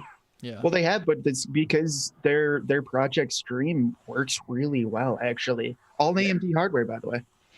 There's my shill out of the way. Yeah, I use an NVIDIA one on my MacBook, and it was awesome. I was playing PUBG on my MacBook, 60 frames, 1080p, and it was just being streamed right to it. I'm a physical medium kind of person, but I mean, I would be lying if I said that the streaming stuff isn't at least interesting to watch. Yeah. Final piece of gaming news: Reggie Fils AIM. How do you say his name? Reggie Fils-Aimé. Reggie Fils-Aimé has retired as Nintendo's president, Nintendo America's president, and Doug Bowser is named the new president. Seems fitting. Who was Doug Bowser, by the way? He is their Bowser's father. VP. Yeah, he's their senior VP of sales and marketing, I believe. That makes sense that he would be president. I thought it was going to be Bill Trennan, who's their senior. It's always sales, senior social media man. I think their social media guy, who's also one of the top translators. He is the whenever you see Shigeru Miyamoto, Bill Trennan is translating for him. It's always going to be the sales guy. Yeah, it's the sales guy, and he seems like a cool guy. Yeah, he's already kind of embracing that whole President Bowser kind of thing. He took his first thing was he took a picture of him with a stuffed Bowser saying, "I'm feeding my son." And then if you look at the picture in the back, the two stuffed Mario and Luigi are actually tied. Yeah. Which is just funny. That's a really he has the humor that Reggie kind of had. But back when Reggie took over, you didn't really have these presidents of these companies with the kind of humor and love for the gaming industry that Phil Spencer has. Right. Without Reggie, you wouldn't have you wouldn't see Phil Spencer doing that kind of stuff. Yeah. It kind of reminds me a little bit of Cliffy B, that Cliffy B style, where it's just almost like a punk attitude to it. You know, it's kind of this is when he was calling out, when Reggie called out Sony. Reggie's when his first E3 and he came, he's like, "I'm Reggie Fils-Aimé, and we're Nintendo, and we're here to make games and kick ass." Yeah. Yeah. It was just a very fresh take at the time. Yeah. That's what I love about the gaming industry too. It kind of gotten away from it with all the SJW bullshit. But Reggie's always been a kind, true to heart kind of dude, which is awesome. It's sad to see him go. He knew the business very well, but he also had a very deep respect for the fans. Yeah. And it was one of those things where it's you appreciate a game company when even the people that work for that company are as passionate about gaming in general as the fans are. Yeah. So, I mean, and you know what? It's nice in this day and age where you see these presidents leave because of controversy or whatever. Nah, he decided it was time for him to focus on his family. He'd done it for a long time. He went on his own terms, and the company's in very good hands. The company's doing really well. He was there for the Wii U, one of its darkest periods of Nintendo history. I will say, he will be missed. I think he did a lot for the gaming industry as a whole, with how he kind of handled Nintendo and its direction. But I am interested in seeing this new sort of Nintendo wave, because now I'm more excited about Nintendo than I ever have been. I'm really excited. Nintendo's in an interesting place because you see it more recently, especially after the Wii U, but near the end when Splatoon came out. They've been, because for a long time Nintendo was very much about the older, the older generation, and a lot of the older game creators and things like that. And now you see this bunch of young, fresh blood in the company, whether it's was it Kazumi, the guy who was wearing the Mario Odyssey hat, who was doing a lot of the Mario stuff. You see it with these young guys, the guys who made Splatoon. They even came out and they're like, yeah, we played a lot of Call of Duty. That was a big influence for us making this game, was Call of Duty. You wouldn't have that from the older heads at Nintendo, but they've relaxed a lot in how much they let the younger generation step up and be an influence in their company. Now they're making big bucks. Making big bucks. Yeah. And Switch is making them a shitload of money. Oh yeah, and I think the Switch is very much not only is it very much a Nintendo console, in its whole idea, but it's very much like the games being made for it and the system itself. I think it was an example of a lot of younger people in the company showing their ideas and having given the freedom that they wouldn't have had in the late 80s, like 90s. According to Celebrity Net Worth, Reggie Fils-Aimé is worth $40 million. So you can probably guesstimate maybe around $100 million he's worth. It's not bad. No, that's pretty damn good. Pretty damn good. Man, that's the goal. You want to be a president of a company like Nintendo. That's so much fucking money, dude.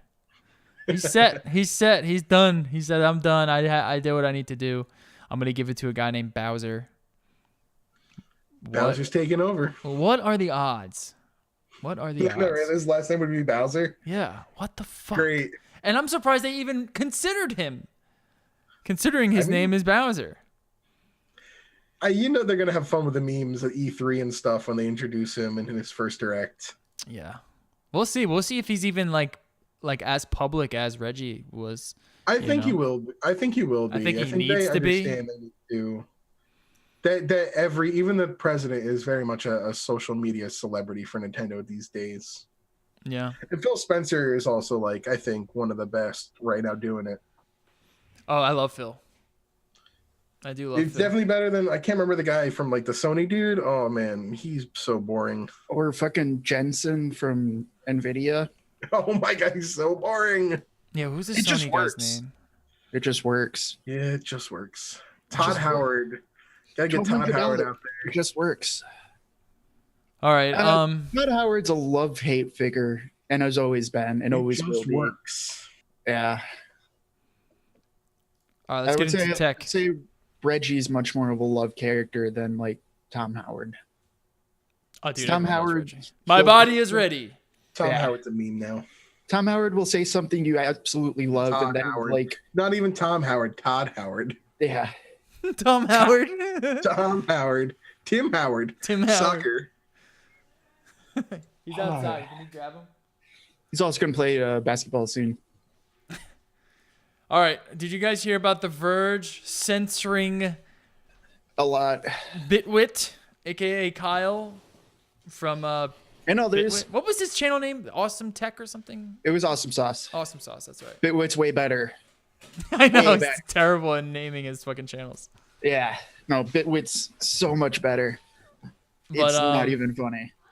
So what happened was he made a video called Lyle Reacts to The Verge's PC build video, and it's basically him being Lyle and making fun of this Verge's terrible PC build video. I can't believe they even allowed that to go through, but that's another discussion. But then what happened was they struck it. They didn't copyright content ID claim it.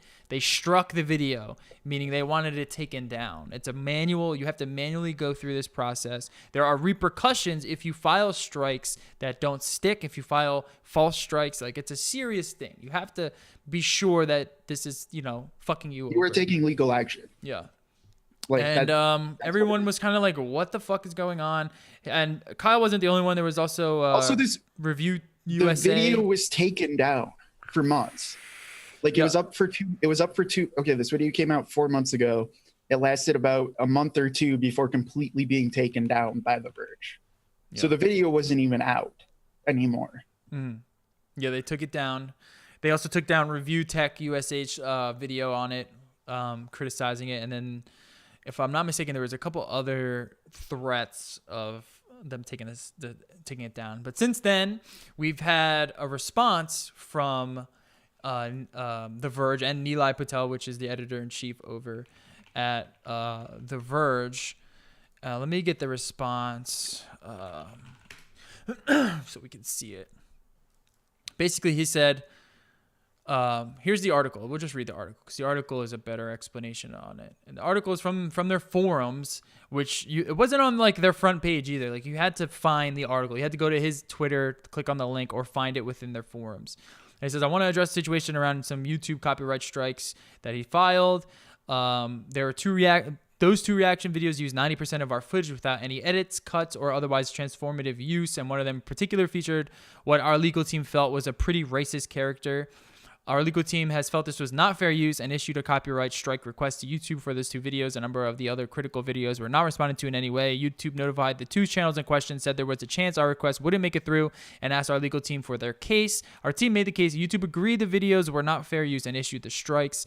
When this was brought to my attention a few hours later, I told them, although I fully agree with their legal argument, I did not think we should use the strikes against legitimate channels, even if we thought the videos crossed the line. And again, I fully agree with our legal team that these videos crossed the line of fair use. And then he shows a couple of emails here saying that he requested, before all of the drama became public, he requested through the emails that they were to be retracted. And very sort of like quick answers saying basically, hello, thank you for your message. We have processed your retraction, stuff like that. And he was very quick with it. He didn't really take it as seriously as the channels did. And he had a very sort of laissez-faire approach to it. And that really was frustrating for a lot of the fans of those channels, as well as those channels in question as well, because it felt like it was like a bullying move. It felt like, because The Verge is, it's owned by Vox Media, which is a huge media group, and for them to just be like, yeah, well, we thought that we wanted to strike it, but you know what, we retracted it. It's not that big of a deal. That's why we didn't bring it up. And everyone's just like, wait a second, you can't just strike videos and have that sort of attitude about it. Like, you're either going to stand behind it or you're going to, profusely apologize, which no apology was really given.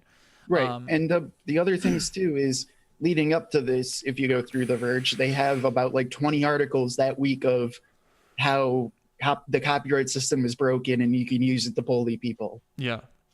And sure, while 90% of the video was played in those videos, it was a transformative video. It was a critique. It was a satire of that video. Yeah. It wasn't like they just re-uploaded it, which is what the strikes are for. Because now, after this whole snafu happened, like 2 days later, when I signed into my one YouTube channel, I looked and I had 30 videos that were re-uploaded by some Russian channels, and it said 100% match, 100% match, 90% match, and then you were able to just click and say, okay, contest.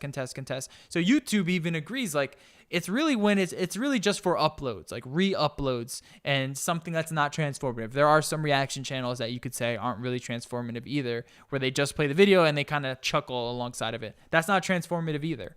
It has to be a satire. It has to be some sort of commentary on the video. Making commentary the entire video. Yeah. I can also see how the Lyle character can be construed as a racist character, because Lyle does go pretty deep sometimes, but also Bitwit Kyle is Asian. Yeah, he is the race of that he's making fun of, which is a common trope in any sort of comedy. Now, you could say Lyle's not funny. You could say Lyle is not clever or anything, but that's not racist. You know what I mean? It's not racist. And then there was like some snafu with the Gamers Nexus where NoLife was sort of arguing with... NoLife got in quips with Gamers Nexus because arguably rightfully so, a lot of other tech channels came out in defense of Bitwit Kyle and were kind of poking the bear, so to say, of especially Gamers Nexus. Gamers Nexus, I mean, Steve and all of them, they do their fucking research. Yeah. So they were the biggest proponents of coming out and just being like, hey, this is incredibly offensive to our careers, and like, this is a serious offense of it could completely destroy our career. Also, by the way, they did the research of going through how many articles The Verge had made in the last week of showing, hey, this is bully, like the copyright system's broken, it can be used to bully this and that. And they, like, literally half of their video was them quoting the fucking Verge. Yeah. Here are the tweets. Gamers Nexus states, Verge editor-in-chief is calling the defense of Bitwit Kyle's a quote-unquote harassment campaign. We would like to invite NoLife, editor-in-chief of Verge, to discuss his views of the copyright strike on our show. We will fly up there, or we'll pay for Verge's flight and hotel to visit us here. And then NoLife says, nah, I've said all I'm going to say. Ask me for a comment before you make a video next time. Go make something positive for the world. And then he responded... donated over $8,000. Yeah. charity. Yeah, he donated to a charity. I forget the charity, but it was pretty. I think it's around here somewhere. He said, "Did you contact Kyle or others before filing the strikes? You must realize the irony in that statement. Judging by this response, you still have quite a few things to say. Airfares on us." And then Neil responded by posting some vague death threat that he got on his Twitter, which, you know, it's kind of deflection. You know what I mean? It's kind of trying to move the conversation somewhere else that it doesn't need to be. No one condones death threats or anything like that. So you don't even have to like bring that up. It's going to happen. Whatever. You just deal with it. No one's not actually in danger. Well, it's one of those things too. Is like the shitty part of him bringing that up is you're the fucking editor-in-chief of The Verge. This isn't the first time this has happened. I'm pretty sure you get those tweets on a daily basis and have for like 8 years. Yeah, good point. This isn't some new special thing. Yeah. Like, okay, it hasn't been for 8 years. It's been 3 years since Matthew left. But like, still, it's one of those. Come on, dude. That's why I'm so pissed off. Is for a long time I've been a big fan of The Verge. I have followed The Verge since This Is My Next, since they all left Engadget. Yeah. And a lot of the writers have always been fantastic through the years. Back when Nile used to be just a regular writer-editor, he did great. Ever since he became editor-in-chief, though, there's been a weird, massive disconnect between him and everything, basically. Yeah, he's got a very big ego. And when you have the Fox Media Group behind you in the way that he does, it can be used to do something like it can be used to bully, and it can be used as like an ego booster. And then what you're getting is just basic. And Vox is you know, they do some good work. I will say they straight up Vox.com. They do some good work. Vox does, but especially Vox. But they are so heavy SJW, like it's almost sickening. They are, and to me that's acceptable, because the problem with Vox is a blog network. It's in a blog. Almost all of their websites are blogs. Yeah. How Vox started was SB Nation. It's all just sports blogs of opinions, fan blogs. Then they grew up into Vox, grew up into buying The Verge, adding on more and more. But they've still never truly crossed that we're a tech journalist, as much as The Verge wants to claim that they're all we're the Wall Street Journal journalists. Yeah, that's what it seems like. They try to flirt with that line a lot, and it just doesn't really work. Like, it's too opinionated. It's way too opinionated. They claim to have all of this credit or credence behind them, but they don't. And to some extent, they do. But you're still a blog at the end of the day. Like, that's always they don't. At the end of the day, they don't. Tech blog. Like, they can be the top dog of tech blogs, but you're still a tech blog. Yeah. Yeah, and that's what you're best at. That's not even a bad thing. Like, have some opinions. That's okay. Yeah. But there's a weird disconnect over the last year, like basically since Matthew Topolsky left. Yeah. Like, they've just, which is funny because his site is awesome. Yeah. Which is what is it called again? The Intercept outline, or the Outline? And like back when he started The Verge, leaving Engadget, it was fantastic. They did fantastic fucking work. Like, Matthew Topolsky is the star of The Verge still. Yeah. And he hasn't even been there for 3 years. Go check out the Outline. It's great. Just look at the fucking design on this website. It's insanity. It's so good. And half of their writers are former Verge writers. Yeah. But it's kind of a shame to see this, because I do like The Verge, and I like Neil, and I like all the other guys, and I don't like seeing this. Yeah, that's why I have so much outrage. It's one of those, like, I've seen all of them be way better than what they are.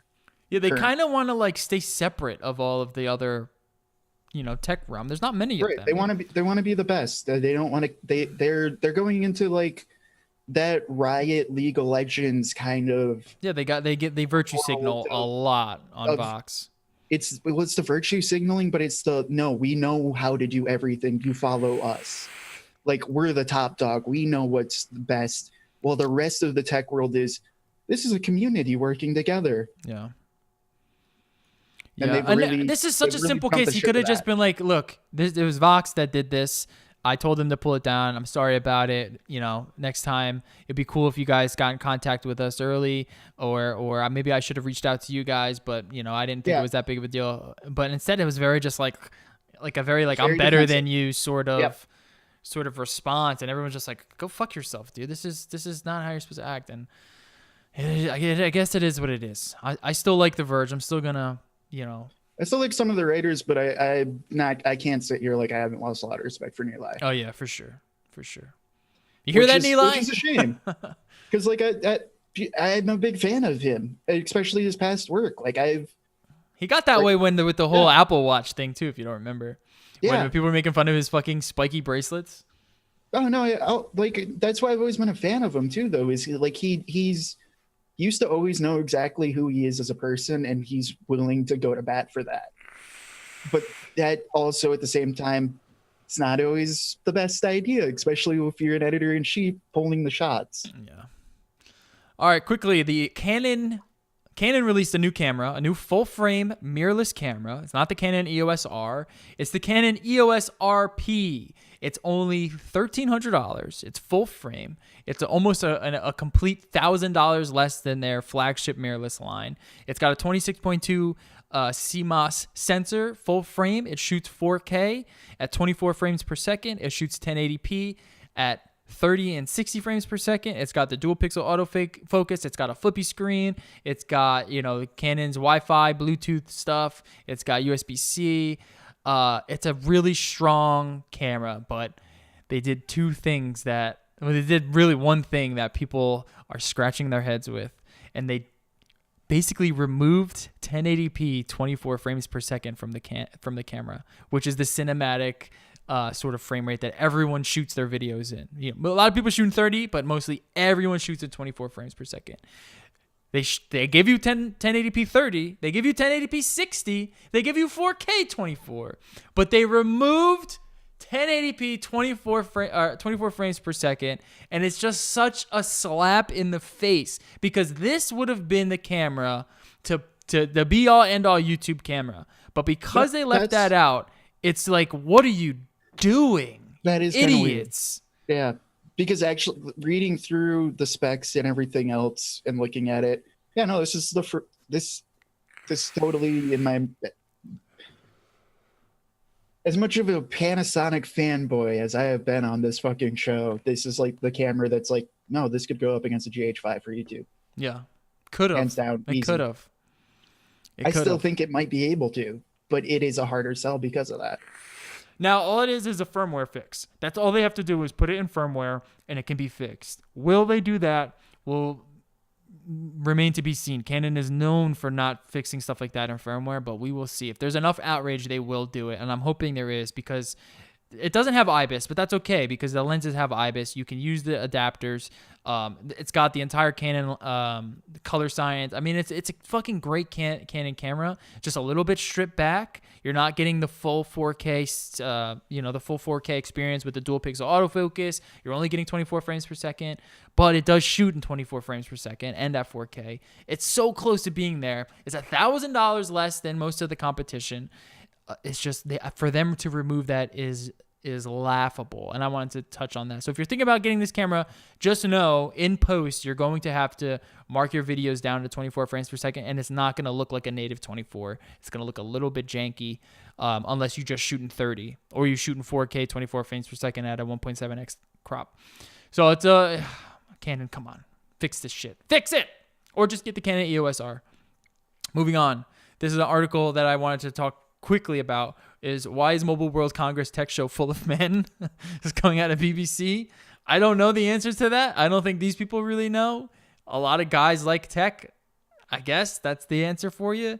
It's also Mobile World Congress. It's just fucking stupid phones. It's just like, what is this article about? Why is it full of men?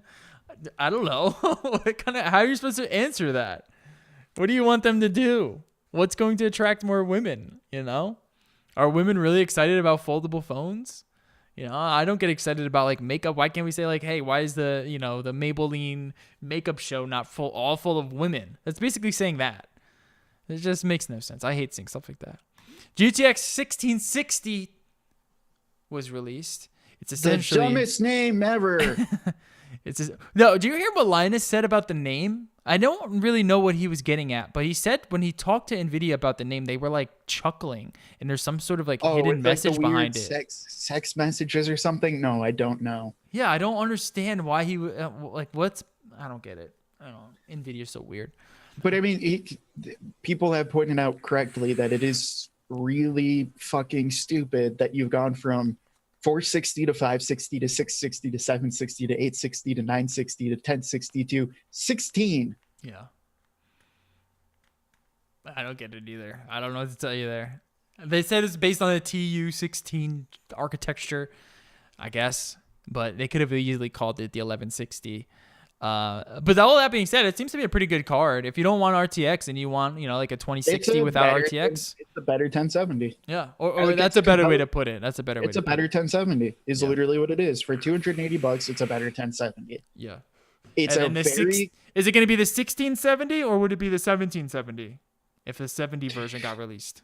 who fucking knows? God damn. We're it. asking the hard questions here on NoLife. 1670 and then the 1680. I'm waiting for the 1680. I guess. Well, will it be the 1880 or will it be the 1780 Exactly. or the 1180? Could they go back? I don't know. Maybe, but it's a huge upgrade over the 610. God, fuck. 1070.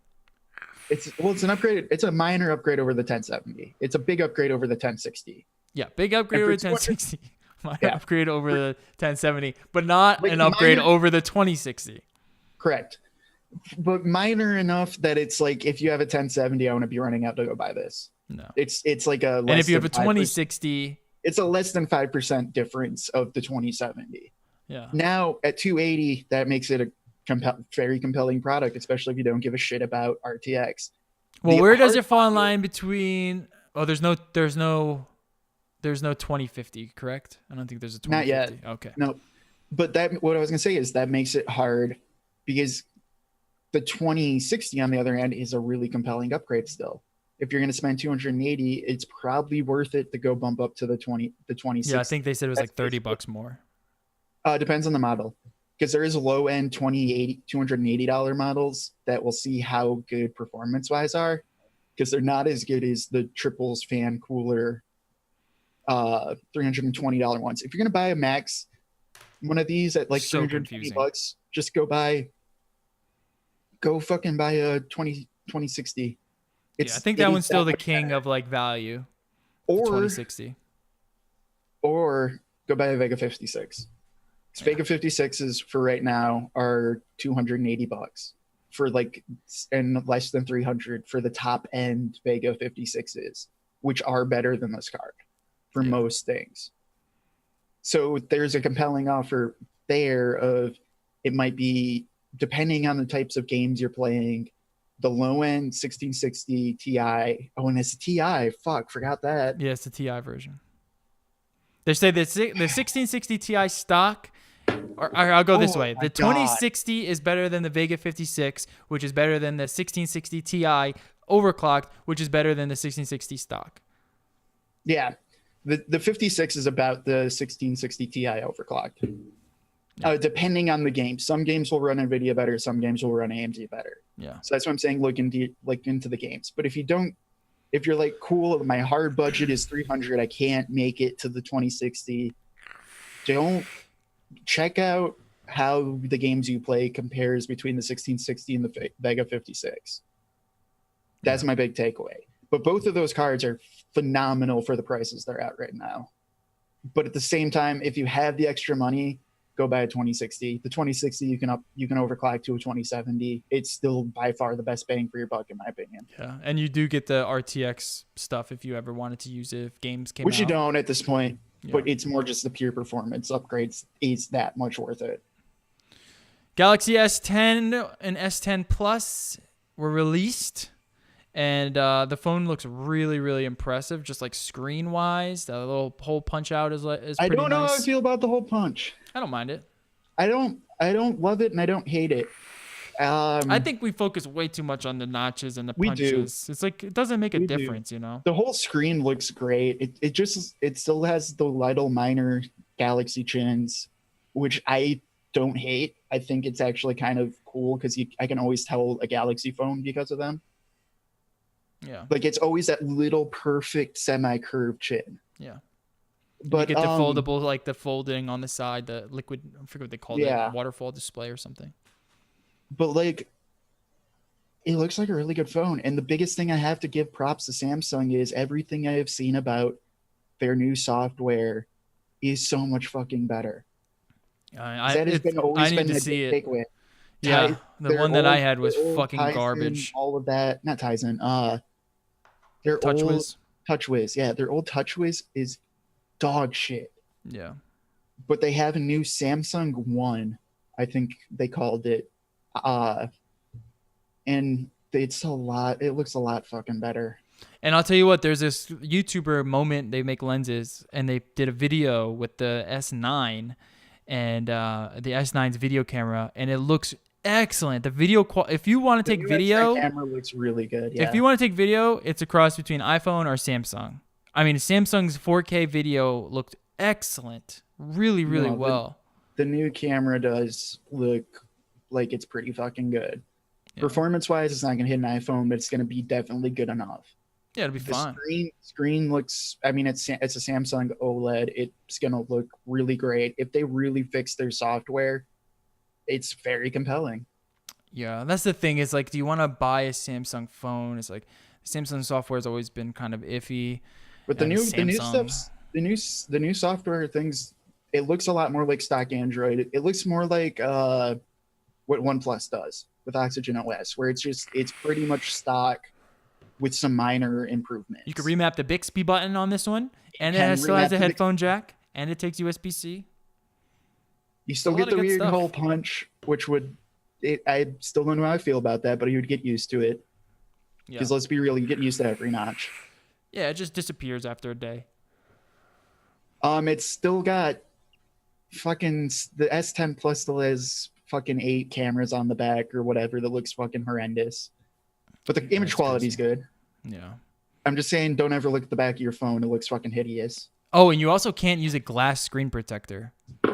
MKBHD did a video where he was using the phone with the glass screen protector, and it doesn't work. You can only use the plastic ones, which is kind of a bummer. I always get the tempered glass screen protectors. They look so much better.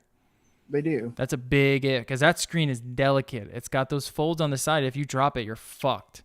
So you need to get a screen protector on it. That's a bummer. It looks a lot better. I think I'm interested to see how this goes, because Samsung's actually they make good looking phones. Yeah, and they have the best displays in the game. They've been doing their diligence of trying to push competitiveness forward, and I have to give them credit for that. Yeah. And if they fix their bloatware, and Samsung One UI or whatever actually is as good as it looks, you might be onto something. Now, quickly before we get onto the foldables, I would recommend this over a Pixel 3 right now, hands down, no questions. And that's crazy to me because I'm a stock Android fanboy. Yeah, I definitely would recommend this over the Pixel 3. What do you think about their foldable phone?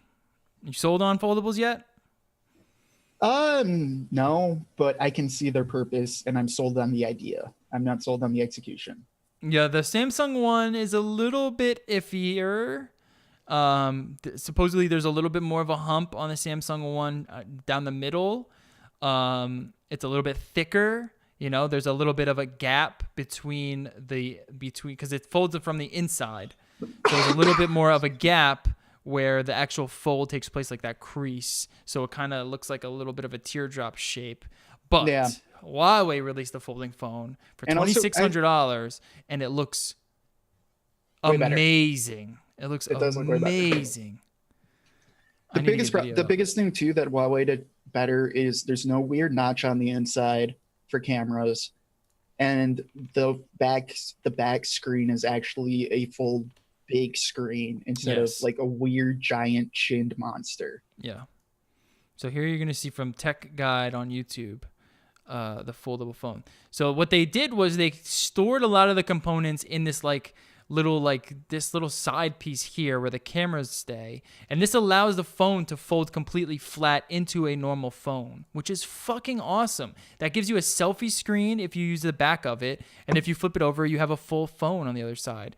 Which, I mean, look at that. That looks awesome. Minimal bezels, and then it folds out. And from what The Verge was saying, there's no hump in the middle where the crease is because it's folding from the outside. And because of that design, it allows it to lay completely flat. And then you open it up and you have like a what is that? Like a 8-inch tablet in your hand. I mean, that's fucking awesome. That looks so good. The biggest problem is it's fucking Huawei, dude. It is Huawei. Yep. It's fucking Huawei. But like it, I mean, that looks so sick though, dude. I was not sold until I saw this. When I saw this, I was like, now I want one.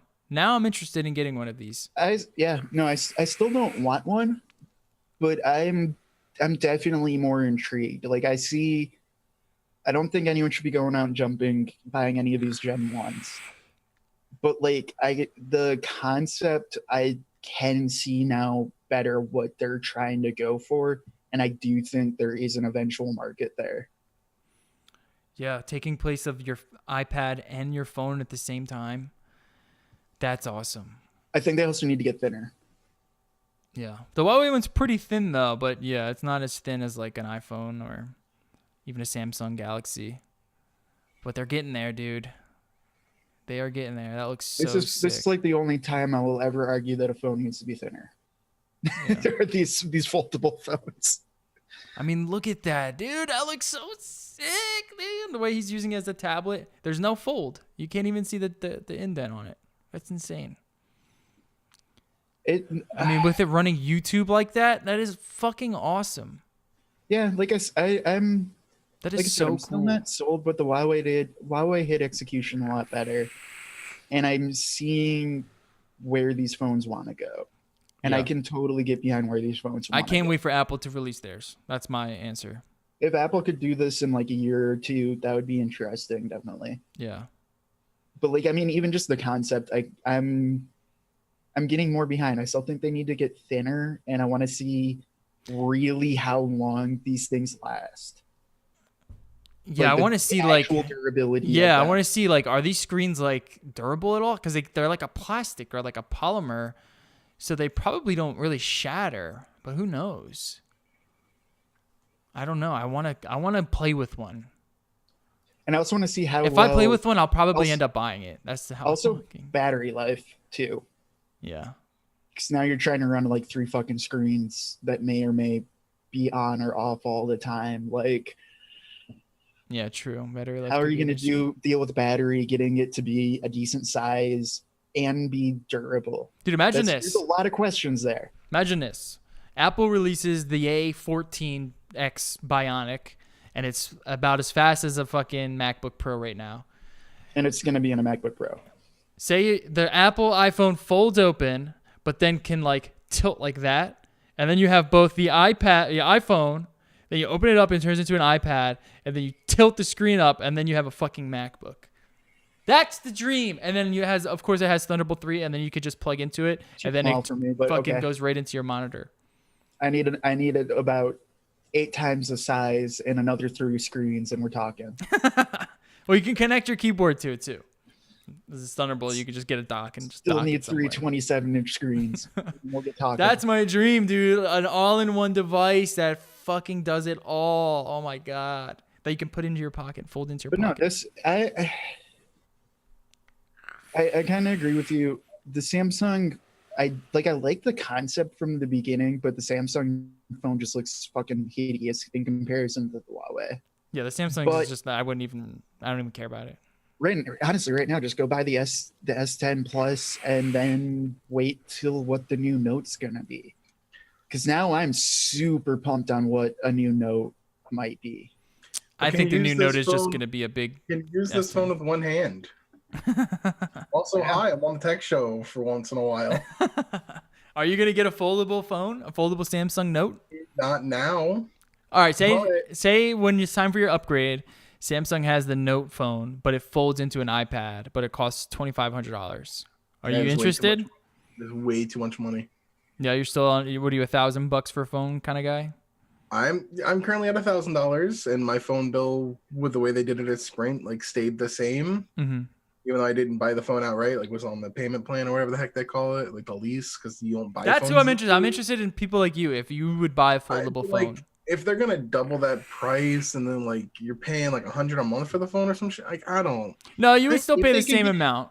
If they can get the price down in like a year or two and build quality up. What if it was Because I'm 1,800?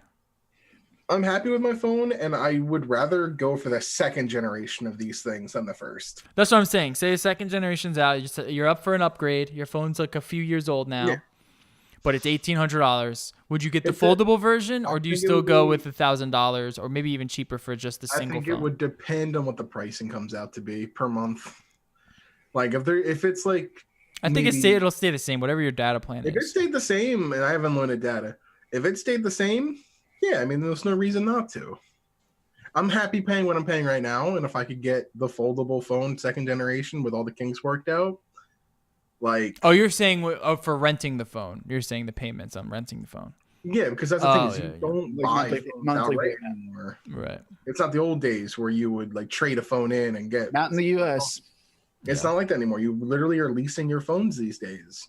I'm okay with that, though. I don't mind that. I mean, it's I do. fine because I hate it's like a phone is something you're going to constantly upgrade. Yeah, I'm a leasing car kind of guy. So I'm not a leasing car kind of guy because I also don't drive a lot. I use my phone. It's why I still get mad at Apple. I want to buy a product and do whatever the fuck I want to it Yeah. with every product. But like I said, if they could, if I decide to upgrade and my monthly payments don't change that much, or like $20 maybe more extra a month, yeah, it might be worth doing. It might be worth checking out.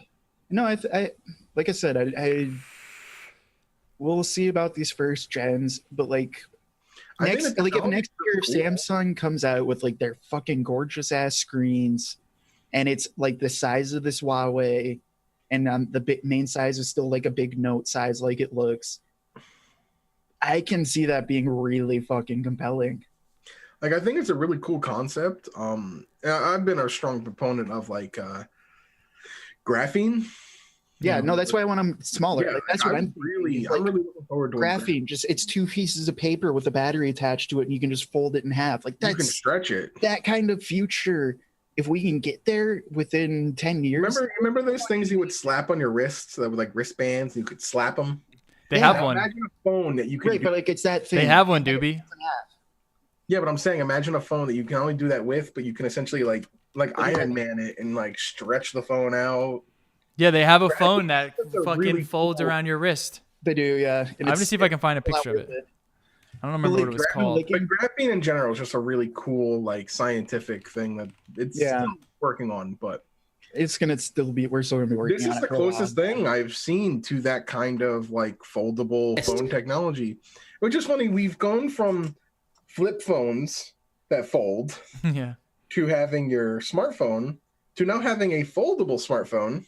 And related to that, there is rumors that Motorola is trying to make a foldable phone in the shape Go of the a razor. foldable razor, let's go. I'm in. Motorola, come on back. No, but first of all, nothing Sam, is I would going actually to be beat. really interested in that of having it being smaller. It's a smaller phone, like the size of an old iPhone, in your pocket, and then when you want to make calls, you can like take it out, and then it's just a long phone. That's Just intriguing. flop to it me. out.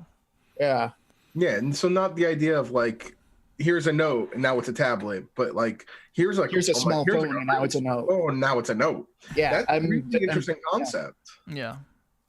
Yeah, the technology of like folding it, like the whole idea I think is really interesting, and I am definitely going to keep following it. Yeah. But I think we've hit end game with the 18,000 milliamp hour battery phone. Oh yeah, Yeah. oh yeah. This is Battery the phone technology. that everyone wants right here. Thank you, Battery Energizer. technology is going to need to also like follow suit. Mm-mm. Yeah. Look at this No, fucking dude, this phone, phone's got it dude. all. This phone How has much is the battery life? 18,000 This milliamps. battery pack's of got battery it in it. all. Jesus Christ! It's a battery Like, pack with a battery fucking pack. phone attached, is what it is. Remember the old, the old like late '80s, early '90s cell phones? That's what it Dude. kind of looks like. It's like that. You've got to plug it into does, this giant battery pack. Let's be real. The 30 people who still religiously play Pokemon Go are buying one of these this Yeah. Oh. Yeah, they're the that's- target market. My mom still plays that.